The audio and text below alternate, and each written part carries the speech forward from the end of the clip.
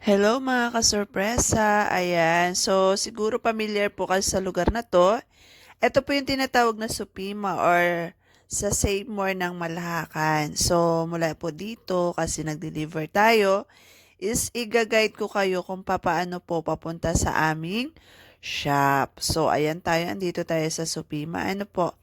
Palabas tayo ng Supima, maglalakad lang po tayo kasi malapit lang naman yung aming flower shop dito sa Sopima.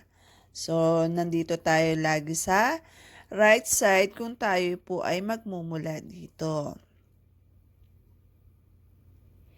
So, lakad-lakad lang tayo ng konti. Ayan, so mag-iingat po talaga namang napakarami pong sasakyan, lalo na po kung yung iba nasa gilid na gilid talaga. So, ayan yung parang konting-konting pataas lang ng konti. So, sa left side po, mapapansin niyo is may simbahan dyan. Yung iba po nalilito kasi, ang sabi namin malapit kami sa simbahang bilog. So, yung iba, ang akala po nila dyan, nakita nila yung simbahan na maliit is, yun na po yung simbahang bilog. Hindi ko po alam kung ano yung pangalan ng simbahan na yan. So, ayan po, tuloy-tuloy lang po tayo. Lalakarin natin, mag-stay tayo lang sa right side. So, andito tayo. Kasi yung sa papunta po doon sa aming shop, mula doon sa Save More, ay nasa right side po kami.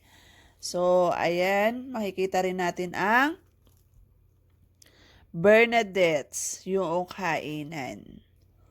So, ayan po siya. Mapapansin ninyo, may motor shop, ayan yung Bernadette's. Ayan.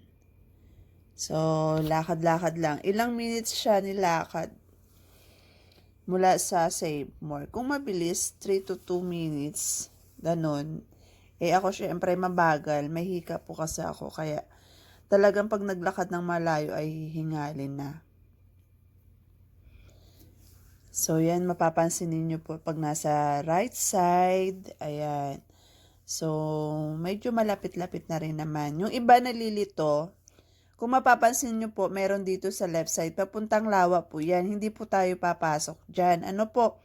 Kasi yung iba po pumapasok dyan papuntang Lawa, so hindi naman po tayo doon.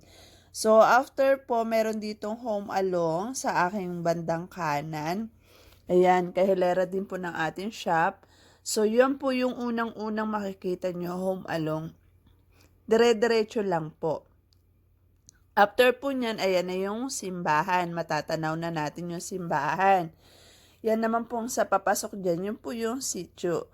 So, hindi po tayo papasok dyan. Dire-diretso pa rin po tayo. Lalagpasan po natin yung simbahang bilog. Yan po yung tinatawag na San Isidro Church. Ayan po. Kung mapapansin po ninyo. Kasi po marami po talaga na gustong pumunta sa aming shop. Pero naliligaw sila. Minsan hindi nila alam na, ay nakalagpas na, nasaan na po yung flower shop nyo, ma'am. Yung iba namang ginugoogle. So, kita naman po sa Google kung nasaan yung aming shop.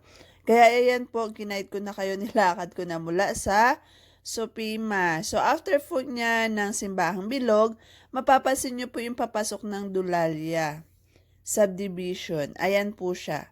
So, tuloy-tuloy lang din tayo. Meron dyan pong eye clinic mate or yung tinatawag na eye mate. Yan. So, yung sunod office ng Dulalia and then po yung chicharon and charan! Katabi lang po namin yan. Yan na po yung aming flower shop. So, pagitan po ng chicharon at ng pizza. Yan, visit po kayo ha. God bless. Thank you, thank you.